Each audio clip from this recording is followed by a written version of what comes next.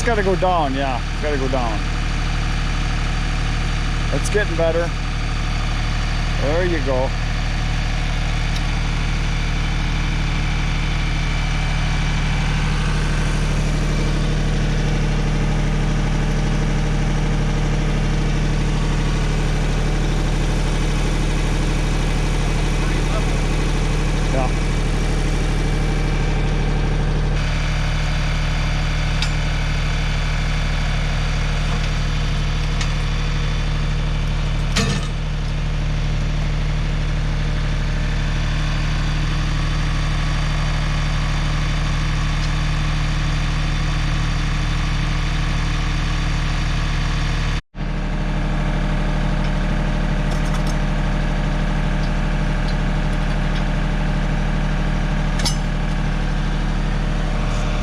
Here we are today, tool time with Tony again, and he's got a new toy. Now why? Everybody wants to know why you sold your 1222, obviously. You know, there's a backstory behind that. In 2018, I met Andrew at one of the logging shows. And I told him within a year I'd be buying a log splitter, and I narrowed it down to two. The Eastonmade 1222 or the Power Split static buggy. And I really like that. In fact, that was the splitter I wanted. I wanted a vertical splitter, and just like a Swiss watch, Andrew says it the best always, regardless of which one you buy, they're both good. You're not gonna, you know, whether you buy mine or whether you buy Louis from Power Split, they're both gonna be great. And I said, okay. Well, after physically looking at the 1222, looking at it and touching it, and then going and seeing a Power Split and working with that, hands down, it was a 1222. Pound for pound, it's a machine that's unrivaled. Yeah, it's a tank. Right. And the price. They were basically equal, or very, very close at that time. And I'm talking... We're not talking apples for apples here, because theirs is a single wedge or a four-way, and the 1222 was a six-way, you know, or four-way, whichever way you wanted to spec it out. I too looked at the Power Splits before I got my Ultra, and I thought I really wanted, but I wanted to get the one with the elevator and the lift, and it drove itself around to the wood, which is what I really wanted. That was the ultimate, but I couldn't. And when I was looking at them, I thought, well, that's the one I want, but then I found out what they cost. The 20 grand. Yeah. And so I'm like, well, that's not going to happen. That's not going to happen, exactly. So I was going to muddle through and get a splitter and cobble a conveyor of some kind together at some point. But the minute Andrew came out with the video of the Axis, the following day I called Eastonmade and placed my order. So you had this on order for how long then? I've had it, you know, I'm one of the ones that's grumbling about how long it's taking, but it's well worth it, guys. Well worth it. I placed the order in September of last year, and I received it about a week ago. So you're talking, how many months would that be then? About 8 months. About 8 months, yeah. And when I bought my Ultra too, they said 90 days. It ended up being twice as long. It was like 6 months, and I got by with what I had. It was well worth the wait. It was worth the wait. Well, it wasn't fun, but I was in a different situation where I did have a excellent or great splitter, so I can't say anything. I was much ahead of most people, but it was a hard decision to get rid of the 1222. It was extremely difficult to let that thing go. And just so everybody knows, you got pretty much what you put into it, right? Basically, yeah, besides the shipping. They retain their value, especially now. Right. And yes, it's a long wait, but it's well worth it, guys. Right. And gals. Yeah. So, the Axis.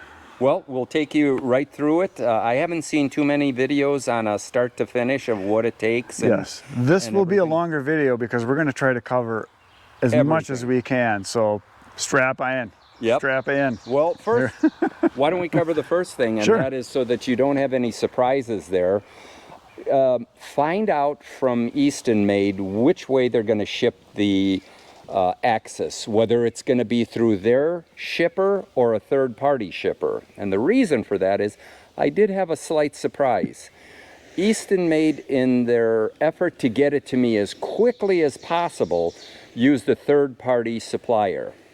Well, unbeknownst to me, when I pulled up to the depot to get my my Axis, it was in 2 pieces. I did not bring a trailer with me. I just brought my truck because I thought I was just going to hook it on, and there's this conveyor laying on the ground, and I don't know what to do.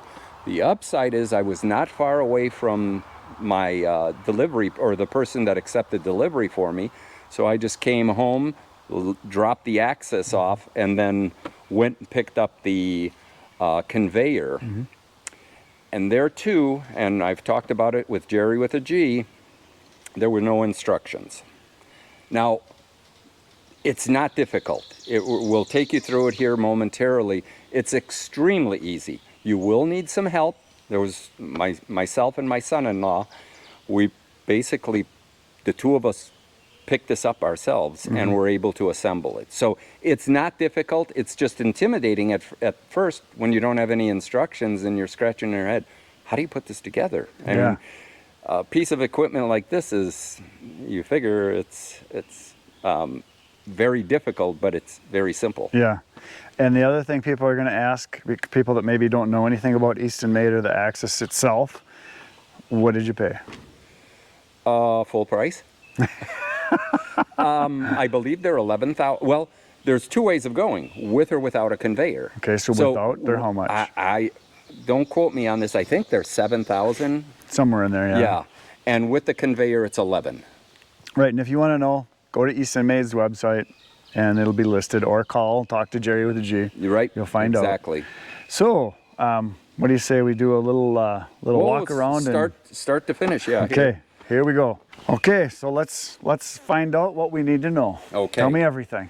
One of the great things about this, and just like any other piece of equipment, is the staging area, what I call. You've got a piece, this is the log lift side.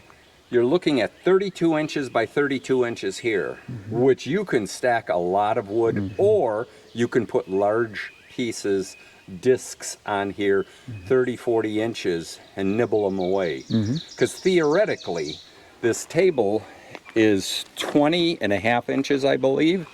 Let's double check that. Oh, depth-wise? Yeah. Yeah, 20.5. 20.5 inches. So really, you could go to 40, roughly a 40-inch diameter log. And still keep it on there. And still keep it on the table. Yeah. But the length from here to the end of this is 101 inches. Really? Yeah. Wow. So you've got a lot of working room here. Yeah, it's over 8 feet. That's a lot. Wow, nice. Yep. Okay. So now the table, tell me about all the ins and the outs on that. Okay, a couple of things about the table, and I don't know how you can get around this though. The table flips up when you're moving it, but you have to pull this pin, which is right over here, you have to pull that out and it pivots upward. Let me bring everybody closer. Here we go. So there's a pin. There's this pin right here. I'll come down and under so they can see. There it is. Okay. Now, that pin, when you get it delivered, this table lifts up all the way so that you have a smaller footprint. The problem that I have is, naturally I'm working alone.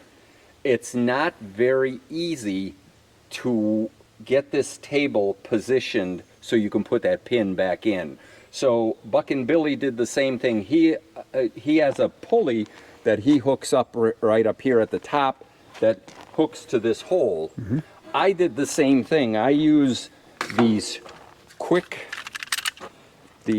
ratchet straps, and what I've done with these is I use these ratchet straps and I just position them up here and here, and now, and I'll show you, I take the ratchet strap, I pull that.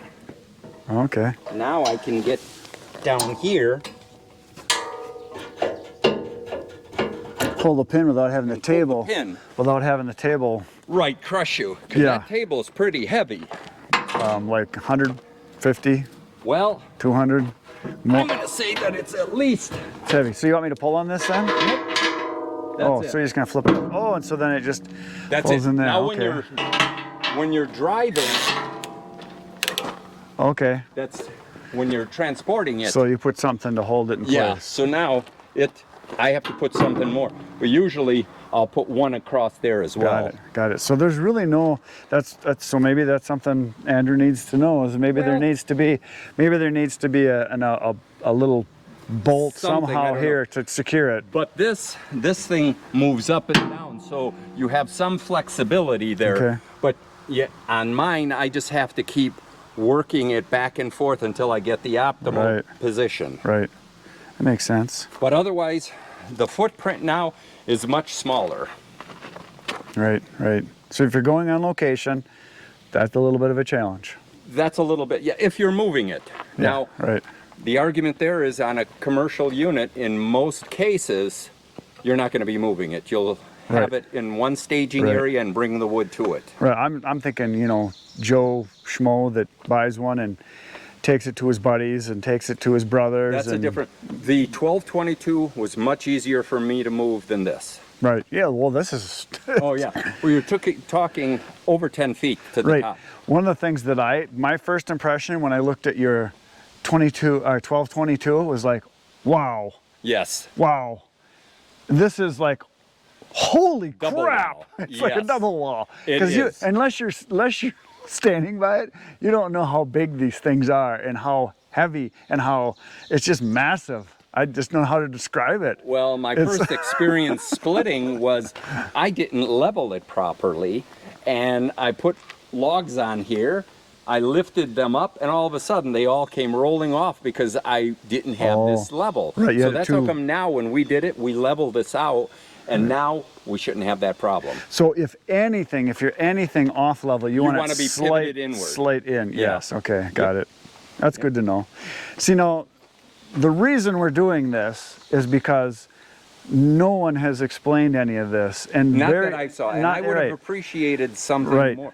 And Andrew does a great job. I think that's true of any piece of equipment. Until you use it for a while and in the real world and get it out there, yeah, you can see it demonstrated, but to see all the little things that The nuances, the yeah. nuances. And if you're buying this kind of equipment, spending this kind of money, you want to know as much as possible. Coming from a manufacturing background, I noticed many people, our product managers and everything, have tunnel vision. They see it in the way they build it. Right. Put yourself in the consumer's Correct. part of it. Correct. How is he going to know what you know Right. to make this work? So, yeah, I wanted to see a video, and there have been some good walkarounds that, well, the table is big and the speed is good. Correct. But nobody goes beyond that to let you know, well, you might have a little bit of an issue if you're working alone with this. Right. At the actual Right. conditions. The hands-on. Hands-on is different. Yeah, and I think what happens is most of the manufacturers for any product, my experience, they'll show you the features, but not the Exactly. benefits, and they won't show you. I don't want to say the flaws, but just the reality of using it. That's it. Because there's always something that comes up. There's always unique situations that, like, oh, I didn't know that. We also have to give credit where credit is due. This is a commercial machine. Correct. Consumers or retailers will be buying this. Somebody who wants the best of the best will be buying it. But the problem is they don't understand that sometimes there's things that you have to do that are not easy, such as moving some of the equipment, or you'll see some of the things with the conveyor. It's like you said, this is a wow machine. It is. It's just unbelievable. It is. So while we're in the front of it here, I have the leg in the locked position for traveling. And what I mean by that is this pin, when you pull it out, it drops down. Oh, okay. Now, if you notice, it dropped down. I need to move this out a little bit so we have at least, there's only an inch of play on there, but that will stop you if you didn't do that. Right. So that's something I wondered about is how high is that? Do you have to lift your leg all the time? to No, operate it? that's it. Right here.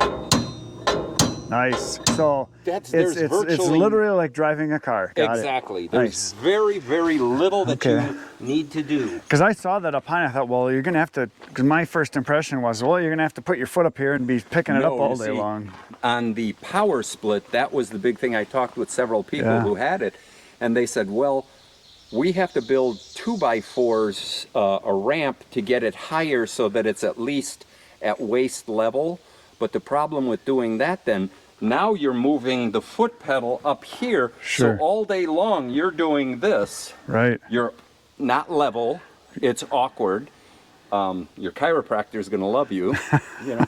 But with this one, that 1 inch of play is just phenomenal. Unlike my 1222, which had a straight axle, and though I traveled with it, it bounced a little. It wasn't too bad. I did not travel very far with it. This, on the other hand, has a torsion suspension, which there's no bouncing whatsoever. Very smooth trailering as well. The one thing that my 1222 didn't have that this machine does, the Axis, is the peelers on either side. And the purpose for those is if you do get a log stuck, which you know both of us have gotten it, as this brings the log up, it just pulls that right off. Right. So that's really cool. Excellent. Chris, the other thing too is I'm super impressed with this winch. And the reason is it's a 2 or 3 speed winch. You don't find these on much equipment out there. Logrite has it on their log arches, the 2-speed, to make things easier for you. So I'll show you here on this side. You have the option of three settings in here: fast, medium, and low for high torque. And this really helps out when lowering the conveyor. Okay, here's the process that I use for putting the conveyor down. I give it some slack.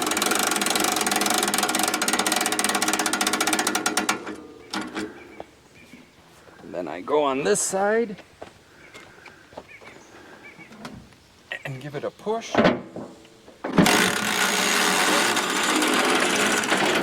I didn't lock it. I think we're going to have to do We might have to redo that one. Okay, Chris, I'm going to lower this now. What I do is I put a little bit of slack in here so that I can walk over to the other side and give this a push now. And you want to make sure that you're locked. That is correct. Because I've used winches where they explode on you and they just take off. That is true. So I'm going to lower this now.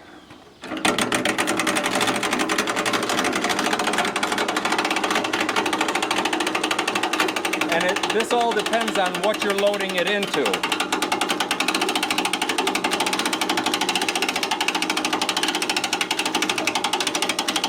That'll be good enough for us.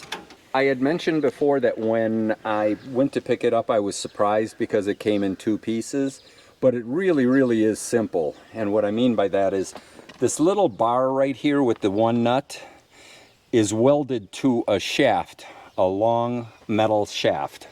Goes all the way through. So basically, my son-in-law and I just lifted this up when it was horizontal, basically, and slipped this bar right in all the way to the end and just put the 1 screw in. That's it for this part. Now if you step around the back of it here,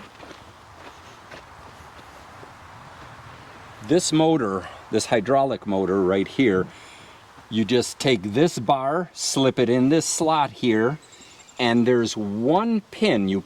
There's a round dowel that comes out, or shaft, and you just put this 1 pin in, which I'm sure that's a shear pin of some kind, so that'll break before anything. Just put that one, align the shaft to the hole here, and that's it.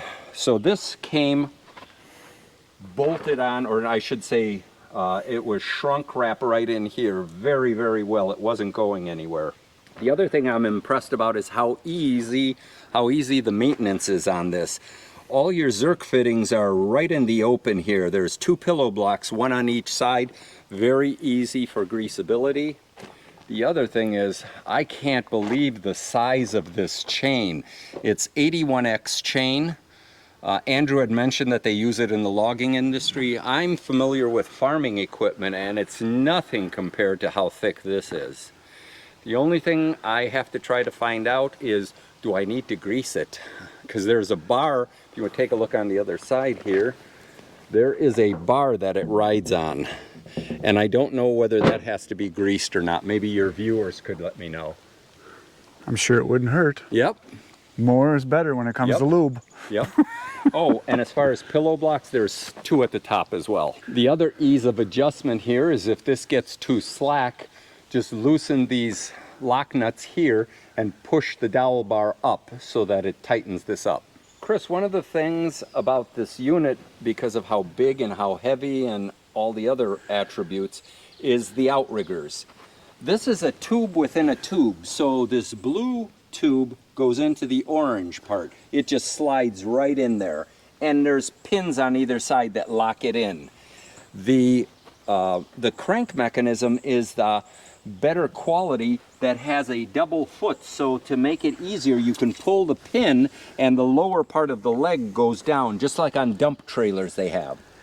And the other benefit of this is it helps you level the axis front and back, or right and left, basically.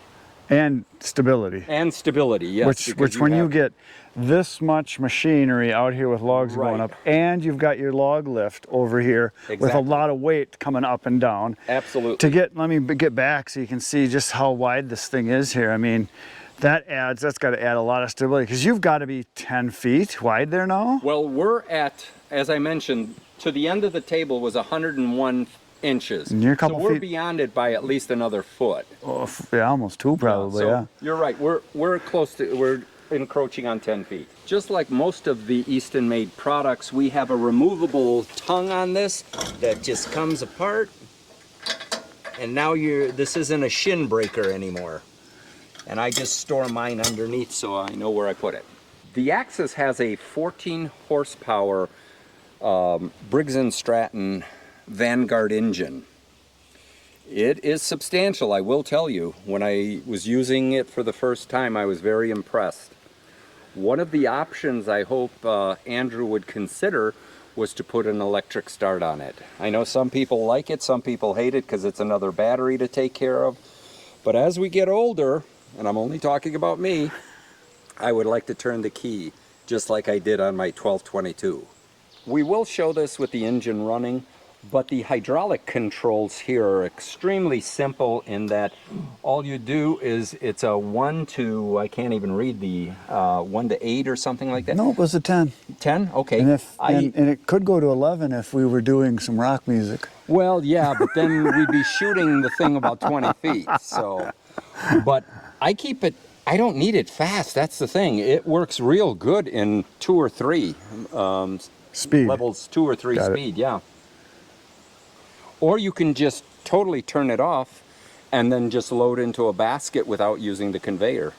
And then you have full hydraulic power, because this does use hydraulic, it taps off the hydraulic power of the splitter to operate the conveyor. So I have a question. Okay. Okay, you said about how it taps into the hydraulics. What I want to know is that, okay, so you're running all your other hydraulics, and so that's running all the time, so it's constantly sucking, right? Yes. So then when you go to run your table lift, Okay. that's also sucking. If you're running your table, if you're not standing splitting, you're not Got it. using Separate that operation. portion, Got it. You're using the table, Got and it. it lifts it up. So Got it. Okay. yeah, and whether it slows, whether you're lifting the table quickly or not, it doesn't matter. Chris, here's a way of making yourself much quicker. Real neat device right here. This will allow me to take a 16-inch log and just position it at 17 or 18 inches, so I'm not getting a full cycle all the way up to 24. That'll make it a lot by moving this, cranking this out and moving it up or down. Okay, so that goes directly, this goes down directly down to your foot control. Exactly. Got it. So yeah, you have shorter stroke, faster cycle yet. Yep. Excellent. Yeah, that is a nice, Game changer nice right there. thing. Yes. If you're doing We're production, always trying to do the short stroke, as I said, Yep. on the. One of the things that I did for an upgrade for myself was I took some inner tube and just put it in here because I know I'm going to have metal on metal and it's going to rust there, which may or may not bother somebody. It bothers me because then I have to respray, but it's just a real quick, easy fix. One of the things that I do for any machinery that I get the very first time is I do two things. Anything that's gas powered, I put an hour meter on it. And we'll show it in the back there. And that just helps me from a maintenance standpoint. I know when my 5-hour check on the engine is to change the oil. I know how many hours are in there if I go it. And I know there's some people that say they don't use them or whatever. I prefer using it just for the knowledge. The other thing that I do, and I'm not promoted by anyone or anything, but I use this product called fluid film, and I just spray the heck out of the machine when it's brand new, and it helps lubricate and prevent rust, and it's just great for storing products. When I'm finished at the end of the year, I use a can for every engine. Okay, so I never even knew this was a thing. So guys have made comments about it, and I never really took much interest in it because I didn't know. Now I know for cleaning off. So then before you put your next coat on, like once a year, you wipe the whole thing down and put it on? Yeah, I'll wash it down whether it was the 1222 or this machine. This machine already has it on it. And does it wash off just with water or soap? Or no, not really? It stays on. It adheres to the product, but it will wear out, especially on the table. Right. Here, So you just spray that every once in a while. Exactly. Okay, now there's one thing that I just thought of because you're pointing right at that spot there. You've got some wear there. Yes. And the machines that I've seen all they wear down in this area. Someone I saw on one of the channels made a comment that to make this non-slippery is to put some skateboard tape on there, but I'm thinking, I don't know yet because I haven't used it, you want to be able to slide that stuff off. Absolutely. In fact, the difference in the power split versus the Axis here, the power split actually has a hinge and it goes over. This table actually pivots a little bit higher so you can slide the product on too. I have not had any problems with the transition from this table to here, and I know there were comments about that. But I'll tell you from what I've done, it works great. I know it might be intimidating to put an hour meter on, but this is so simple. It basically, when you pull the spark plug here, it's 5 wraps around the housing, and that's it. Just 5 wraps, and then I plumbed it so that it's down at the bottom so I can see it. Yeah, I can see where that's nothing to put in. I thought it had to be connected to the tip of the spark plug somehow. It is, but it goes, the electric or the charge or whatever goes right through the coating, and it picks it up on that. Awesome.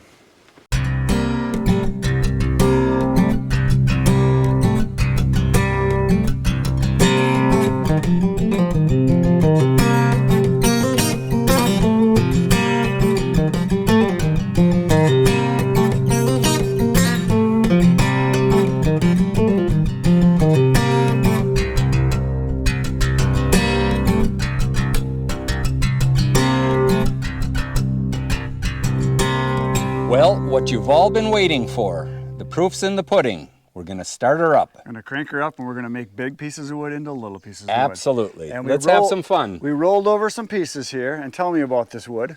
My neighbor had her tree taken down and she donated it to my wood pile.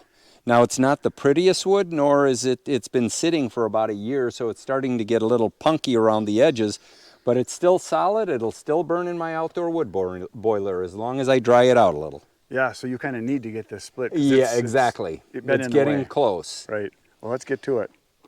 All right, Chris, are you ready? Start her up. We've checked the oil. We've greased the ways here. We're ready to go. So we're going to start her up.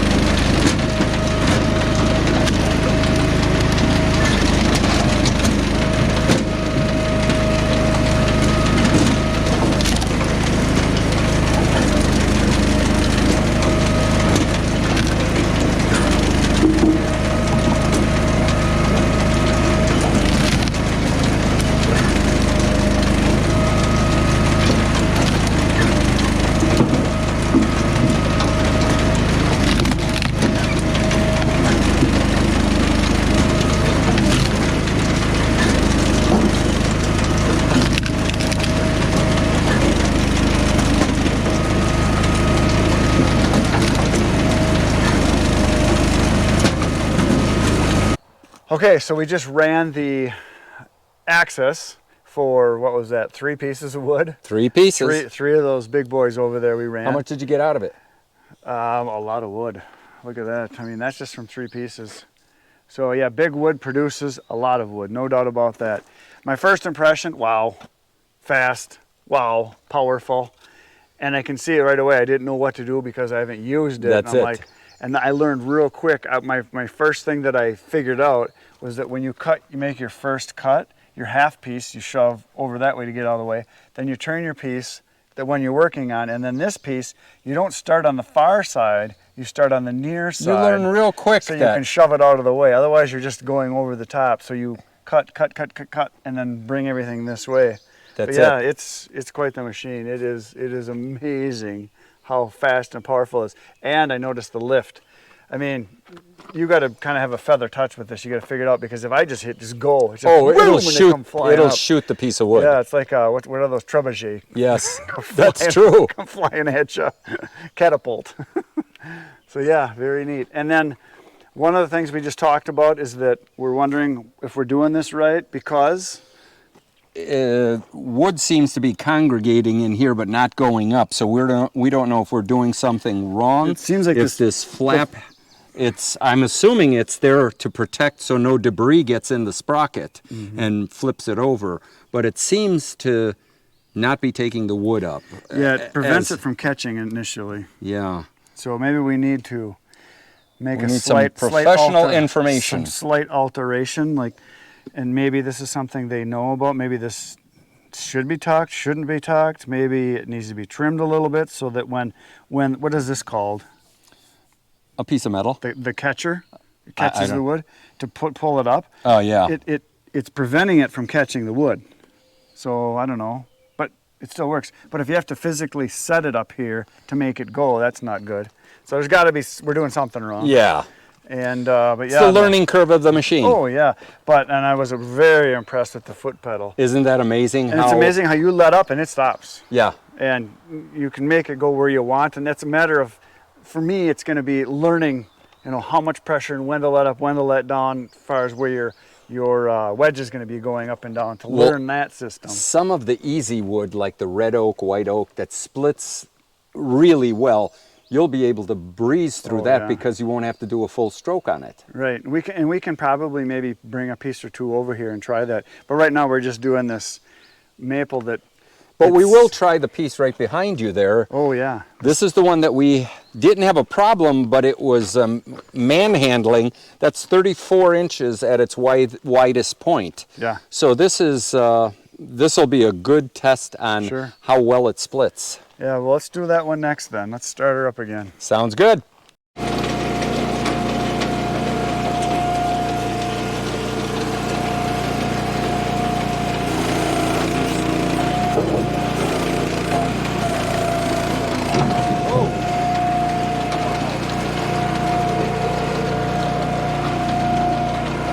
I have to adjust that.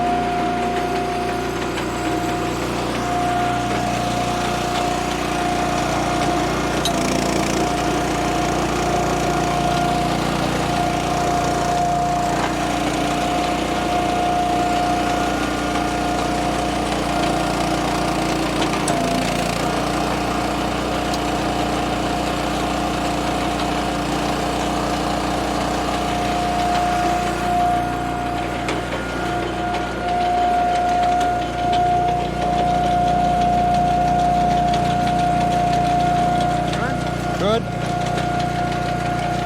Oh, grease.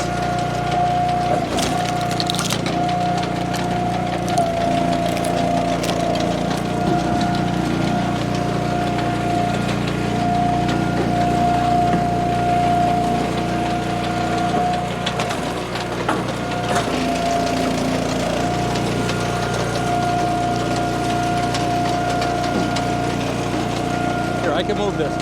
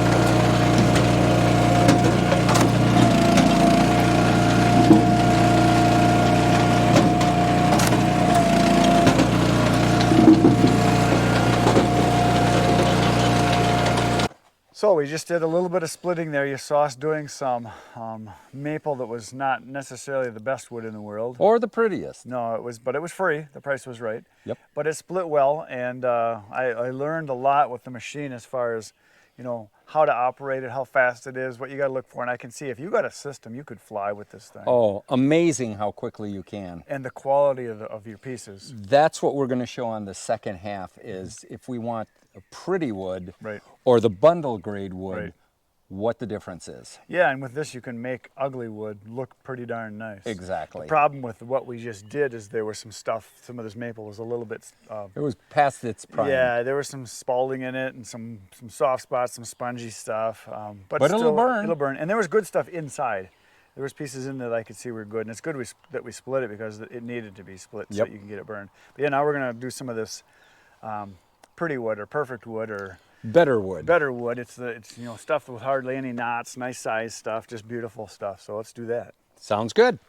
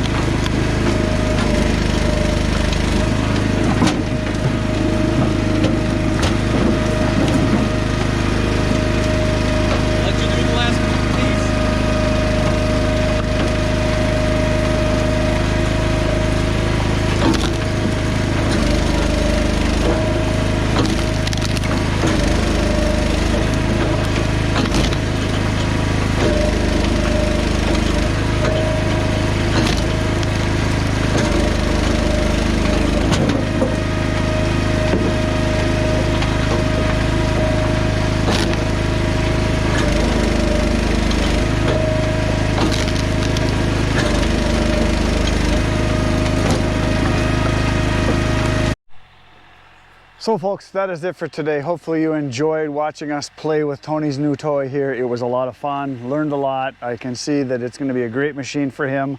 I would love to have one. Maybe someday I'll have to get one. I know a lot of guys that produce a lot of wood would love this, especially if you've got large rounds like we worked with here today. Having the lift was awesome.